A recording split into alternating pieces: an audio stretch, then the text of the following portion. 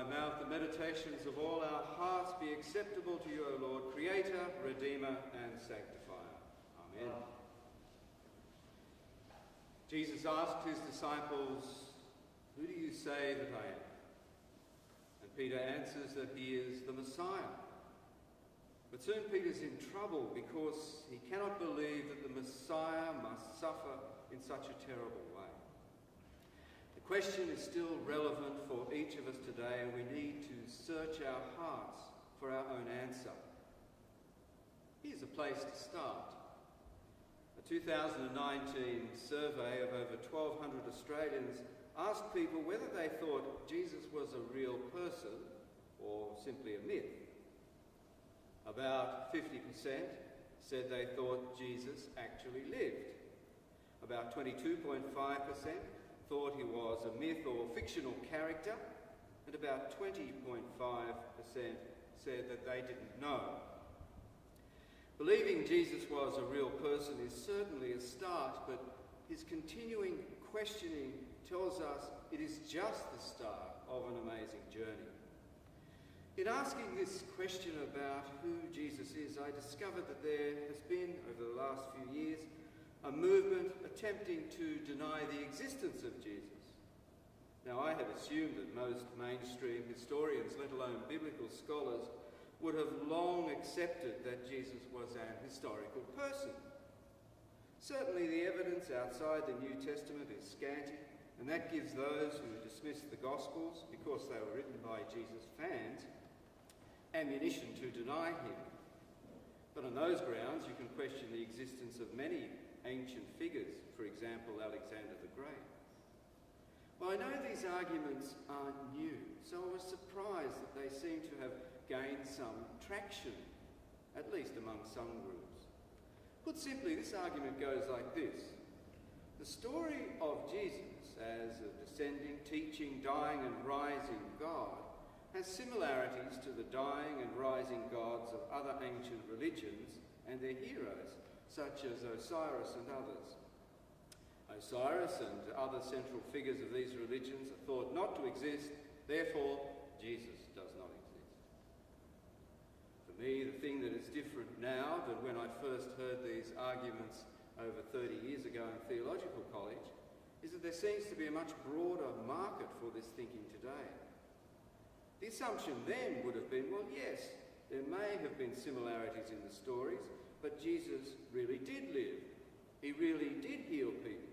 He really did die and rise again. Most famous historians and scholars, some of them critical of the church, attest to the historical reality of Jesus. I have in mind a thinker in the vein of philosopher Jean-Jacques Rousseau, who said, "It would take a greater miracle to invent such a life as Christ's than to be one." And perhaps it is good for us to consider these things again in an age grown sceptical and weary, not just of mainline Christianity, but of mainstream scholarship as well.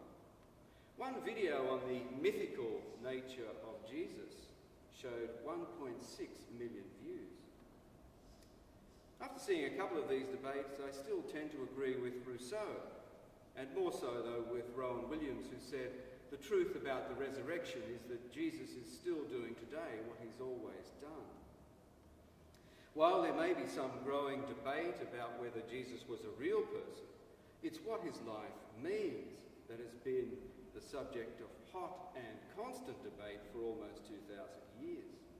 Jesus' call was not that people just believe in him, but that they followed him. In taking up our cross, our lives are redirected away from purely selfish motives that seek to make our lives comfortable and towards a life where we care about what it is God would have us think, feel and do. It's not surprising that Peter did not understand the true nature of Jesus' messiahship. Jesus spells out what his messiahship is to the disciples and to the crowd. And the gospel writers are very keen that following generations of readers would get the message too. The disciples trot out the usual suspects in answer to Jesus' first question. They say he is the resurrected John the Baptist, the returned Elijah, or just another of the prophets. Peter's answer, as Ched Myers in his commentary on Mark, Binding the Strong Man, tells us, is far more momentous. It introduces into the story world for the first time the politically loaded term Messiah or Christos. Jesus is not simply a great prophet. He is a royal figure who will restore the political fortunes of Israel. The revolution, Peter is saying, is at hand. And to be fair to Peter, this is where the trajectory seems to be heading. Is Jesus simply gathering disciples or rallying the troops? Is he healing the oppressed and giving them hope of political liberation? Is he calling out the religious leaders for their hypocrisy, or really calling out their complicity with the Romans? Jesus wants to answer these questions once and for all before he completes his journey to Jerusalem, which might otherwise appear as a full-on assault of the worldly powers. Jesus corrects Peter's understanding in a confrontation that must have been baffling for Peter and for the disciples. There was indeed a long history of the prophets suffering for the integrity of their message, but in Jesus they saw no mere prophet. We have lived all our lives in a world grown complacent with the notion of the suffering Messiah. But it would have been an unfathomable contradiction for the disciples. The Messiah must suffer, die and be raised, and the disciples are to take up their crosses and follow him. Once we understand that Jesus lived and as the Messiah suffered, once we say we will take up our cross and follow, we are confronted with a lifelong search to find out what this means. The Epistle of St. James is a good friend for us to take on our pilgrimage. I know that Martin Luther did not appreciate this epistle because it didn't talk enough about salvation by faith alone and seems to put too much emphasis on works. But James struggles with a community of people who believed in Jesus, but had much to learn about what it meant to take up their cross and to follow him. And so James advises them that their faith needs to be made visible in good works, in simple and practical care and concern for others. I want to read just a snippet of it again. What good is it, my brothers and sisters, if you say you have faith but do not have works? Can faith save you if a brother or sister is naked and lacks daily food, and one of you says to them, "Go in peace, keep warm and eat your fill," and yet you do not supply their bodily needs? What is the good of that? So faith by itself, if it has no works, is dead. But someone will say, "You have faith and I have works. Show me your faith without works, and I, by my works, will show you my faith. You believe that God is one. You do well. Even the demons believe and shudder."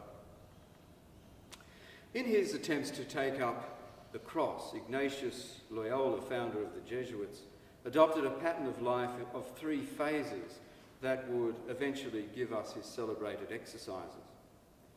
During a time of retreat in a cave near Manresa in Spain, he began his day with prayer early in the morning. In the afternoon, he would go into the nearby town and have discussions with the locals. He would return to the cave in the evening and write and reflect on his encounters.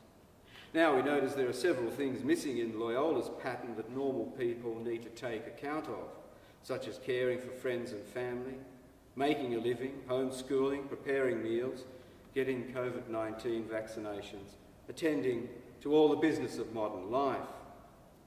But amid this busyness of life, it seems that these 3 phases show us a way to take up our cross through prayer and worship, engagement and openness, reflection and contemplation.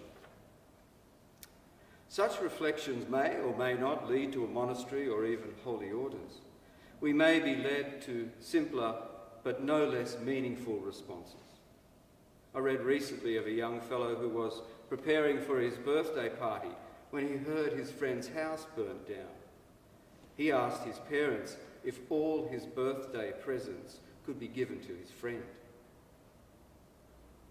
To take up our cross brings many challenges and hardships, but also much joy and fulfilment. What is important is the openness to the Spirit of God, the willingness to let go of anything that restrains us from living fully in God and with others. The Lord be with you.